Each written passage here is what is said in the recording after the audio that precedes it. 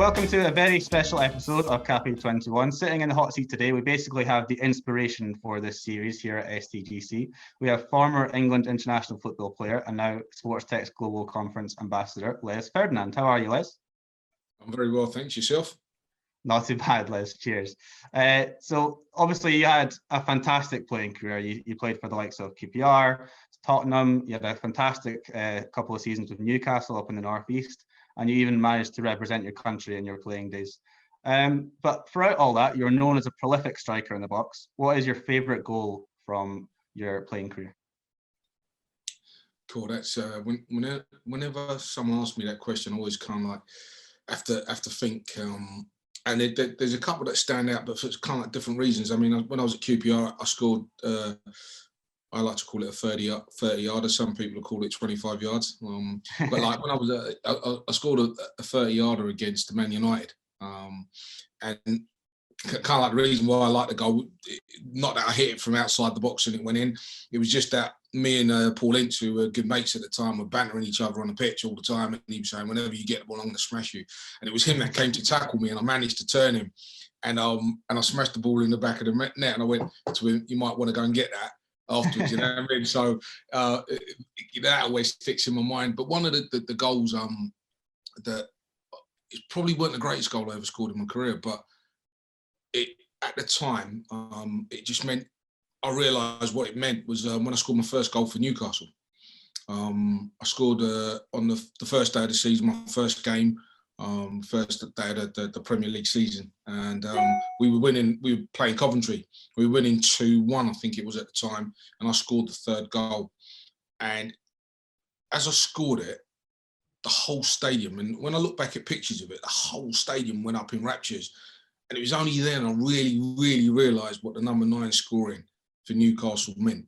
You know, up until then, I'd known about the number 9 and I'd heard how it was revered up there. But when I scored that goal, I kind of like realised what it actually meant. So that was a poignant moment for me. And then I suppose scoring my first goal for Spurs, because Spurs was the team I supported as a boy, and that was the dream come true. You know what I mean? You'd always dreamed about playing for the team that you supported as a boy and scoring, and here I was doing it for Spurs. So that those 3 goals stand out, and it's very difficult to pick which one was the best one. That's awesome. And obviously Newcastle fans known for their great atmosphere up in the northeast at St James's Park. I'm sure that was a really special moment in your career, as you say. Having played on so many great teams, that Newcastle team in the 90s was amazing. Like, it came so close to the title, just so close to the title.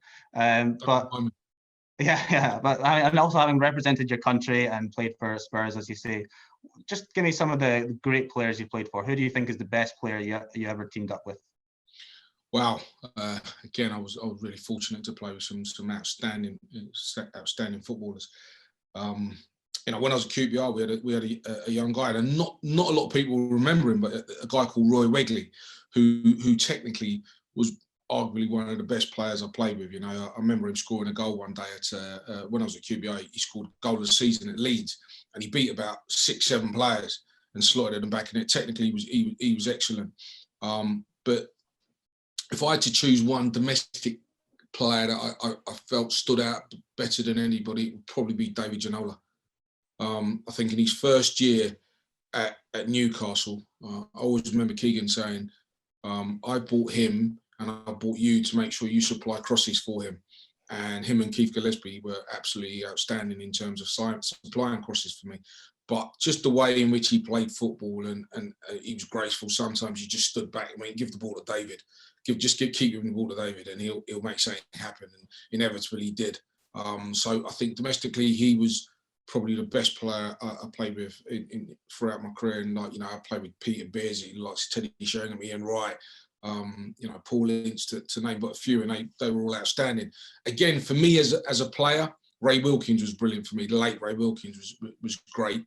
But all in all the players I've played with, Paul Gascoigne would have to be the best. I think at one stage he had the world at his feet, and what he could do with a football and how he could galvanise a team and what he could do in that team was second to none. I tell you, Les, I think that if we really put our heads together and went through all the list of players that you've played with, I think you'd have a really, really good starting 11 there, and probably a really good squad that would beat most teams in the Premier League these days pretty easily, pretty handily. With you, of course, leading the line as the number 9. Yeah, I missed out Alan Shearer. He's the Premier League's all-time top goal scorer. And he was the best goal scorer I ever played with. But David Ginola and Gascoigne was arguably fantastic players. Gascoigne, one of the best I've ever seen play personally. Maybe a little bit before my time, but my dad, being Scottish, actually, my dad probably isn't Gascoigne's biggest fan for that goal at Euro '96. But yes. Well, I'll let it slide in a sense of newfound peace and harmony between England and Scotland and between myself and yours.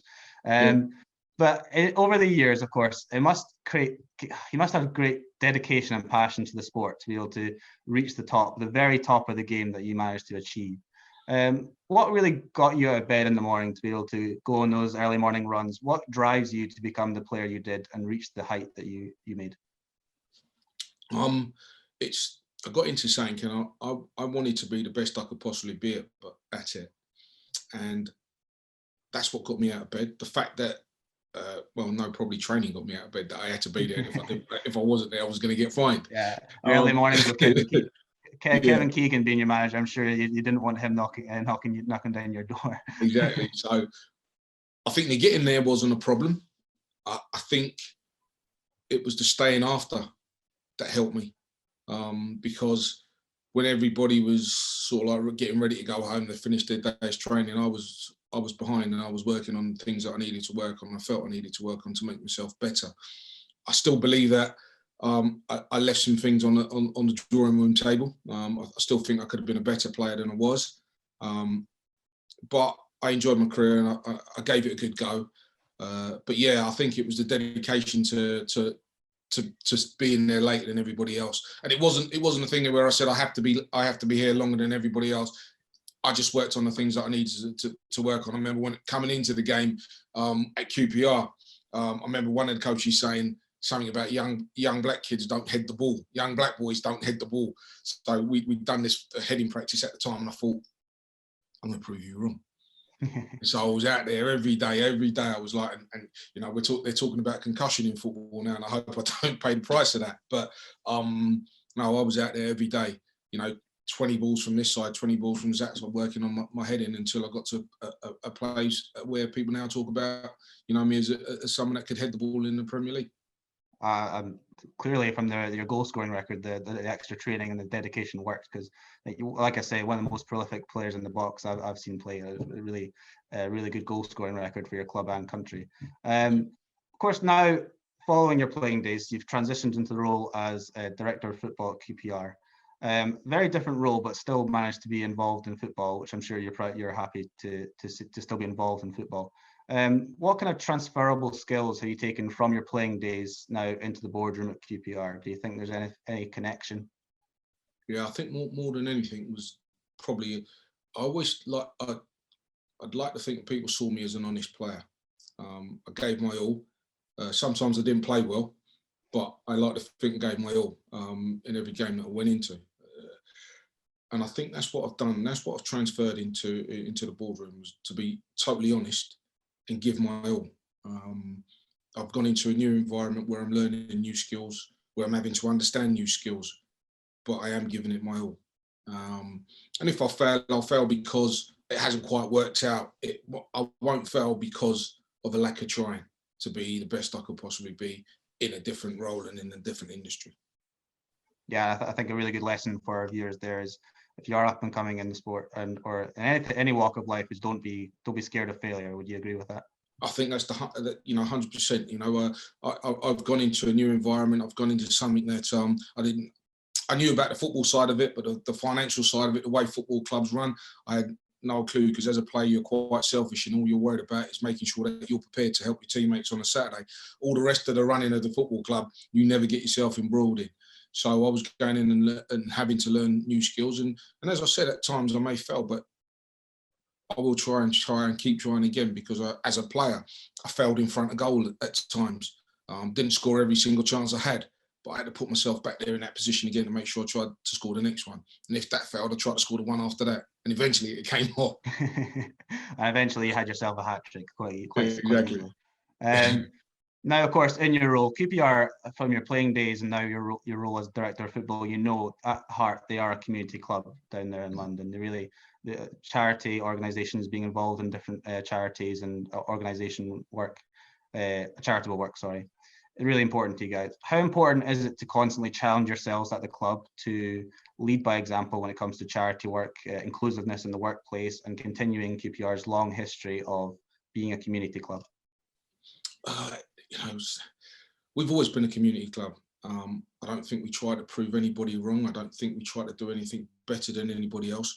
We just do what we do. And because we do it in the way that we do it, the club have got recognition. I don't think we you know, Andy Evans and his team who run our community projects don't say, right, we got to be better than this one, we got to be better than that one.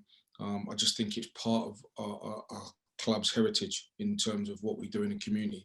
We're based in the heart of West London, and we try to go out to that community and share what we've got at a football club and try and help in every way that we can.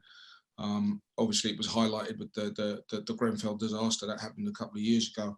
I mean, you know, it was prominent for us, and you know, it struck very close to some of us. You know, I grew up on the estate, so it was very, very close to me. And you know, as a club, there wasn't a person that was involved in that football club that didn't want to do something to help.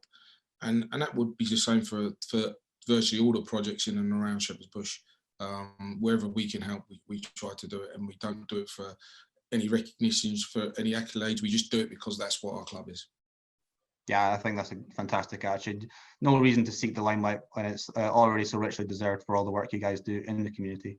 And moving on into 2021, you are an ambassador for us here at SportsTech Global Conference. The lovely Shireen has brought you on board along with Paul Morrissey, your head of social media at QPR. How excited are you moving into 2021 to work with me, essentially? Yeah, really, really excited because, you know, I'm often talking to Shireen and she's giving me updates of the great work that you guys are doing. And I'm really looking forward to seeing, you know, the end product of what it's leading to. I'm really excited. She's really excited. Paul Morrissey's really excited. And trust me, it takes a lot to get Paul Morrissey excited. So he's really excited. And I am as well. You know, I keep in touch with Shireen. We speak on a regular basis, or she emails or texts me just to let me know what's going on. And like I said, I'm really excited to see how this project develops. You know, we're hoping the world's going to be a better place in 2021. It's been a tough time for everybody. And I want to thank all you guys for the work that you guys have put in so far to get us to where we are now. And I'm sincerely hoping that everybody can have a fantastic Christmas as best as they can. I know some of you will be in tier 4. I'm certainly in tier 4. So won't be too much going out and too much family coming together. But you'll be in my thoughts, all of you. I hope you all have a great Christmas, and I really look forward to 21 being a year where this comes to fruition, and we're all talking about it and having a drink and enjoying the fruits of what you guys have done.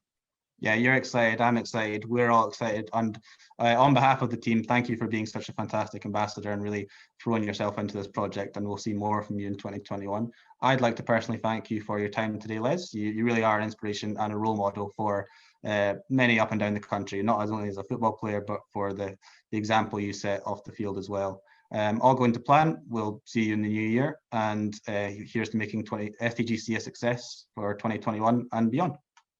Look forward to it. Have a great Christmas, mate.